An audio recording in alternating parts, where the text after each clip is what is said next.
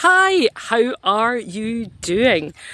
I thought I'd make a little quick introduction video today because I'm aware that some people might have been joined this channel, might have started following it and they don't know, don't know anything about me and they're wondering who is this woman that turns up every so often and blathers on about prey driving dogs. So, hi, I am Tracy and prey driving dogs is what I work with.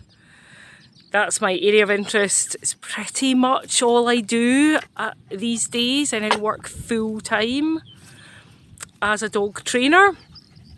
And I got into that, so like a lot of my colleagues, I got into this line of work because I had a really difficult dog. And he did have a prey drive. That particular dog would catch, kill and eat rabbits. That wasn't the problem I had with him. However, the reason he was such a problem to me was that he was also very aggressive towards other dogs. And I got into dog training and behaviour work in an attempt to resolve those issues with him, which was completely successful. I'm delighted to say it was completely successful. And his prey drive issues also were completely resolved as well. I could stop him chasing rabbits and deer and all the other things he used to chase very, very easily.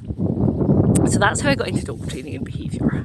And I specifically got into prey drive because I then adopted a collie cross from Dogs Trust as a puppy. He was going to be my heel work to music star. That was the sport I was doing with my bull mastiffs, and I really wanted to continue it, and I wanted a dog who was more suitable than a bull mastiff. So I got this lovely collie cross puppy from Dogs Trust. He was an amazing dog, absolutely lovely sort of dog you could take anywhere.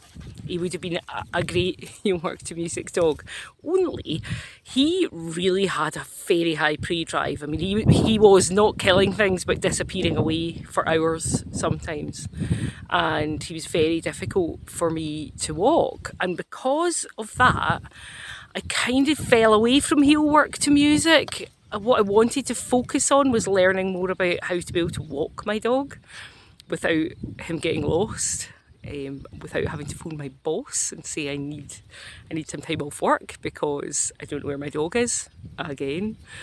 So that was what I then focused on. So I fell away from heel work to music. I wasn't doing any of that sort of training anymore, and I certainly wasn't up for spending days at competitions, because what I wanted to be doing was finding out more about my dog Coolin. And that's what I did. And Coolin, again, this is successful. So you can see behind me in this video, there's a massive, massive forest. There's lots of walks on the other side of that reservoir where I used to walk Coolin all the time. Now the forest goes on, as you can see, for miles. You could do like a 15-mile walk in there without really leaving the forest all that much. I used to walk Coolin there off lead all the time. Deer were a particular trigger for him disappearing off and getting lost. There are thousands and thousands of deer here, like there is everywhere in Scotland. And so he got really, really good as well, and I learned a lot. And of course, I got really into it then. I was really fascinated. So the next dog I deliberately got, I have got a Staffy cross who came as a foster dog and stayed. So I don't consider her to be a dog I deliberately got. But the next dog I deliberately got was a working Cocker Spaniel. And I did that because I am now really hooked on dogs who hunt. I really love them. I love working with them. I love understanding more about them.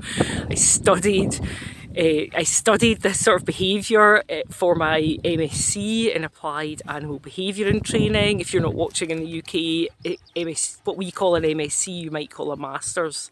If you're in the US or Canada, you might call it a Masters. Anyway, studied this sort of behaviour for that course. I then went on, and when I finished it, I submitted my research to a scientific journal, Applied Animal Behaviour Science, and they published it. I feel as though this field is so important, particularly for just ordinary people with a companion dog who are like I was and are really blindsided by that side of their dog. And it's very important for the dogs as well, because the dogs, like like 3 dogs of mine that I've talked about, my Bull Mastiff, my Collie Cross and my Working Cocker, their welfare is very tied up in pre-drive and being able to express that behaviour. So for me this is a welfare issue for dogs and for people, because it can cause real welfare problems for people if their dog is disappearing off or killing things. Can be very, very upsetting. And so that's why I do the work that I do. Now, the great news is that I work online. So no matter where you are in the world, we can work together. If you want to learn what I know, we can absolutely work together. I have a couple of ways. So the first thing I would recommend doing is joining my High Pre-Drive Challenge. I run it 4 times a year. Just, you can join anytime, and if it's not, and then when it starts, you'll get lots of emails about what to do, and it's great. Lots of people join the challenge and they find that's all they need to know. The challenge fixes things for them and they don't really need to work with me anymore, which is absolutely wonderful.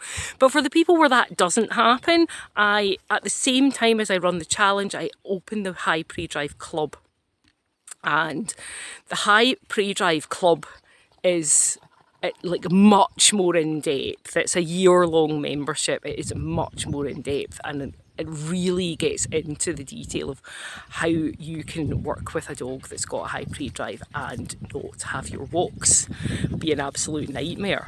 So that's me, and that's what I do, and I really hope to see you in the challenge.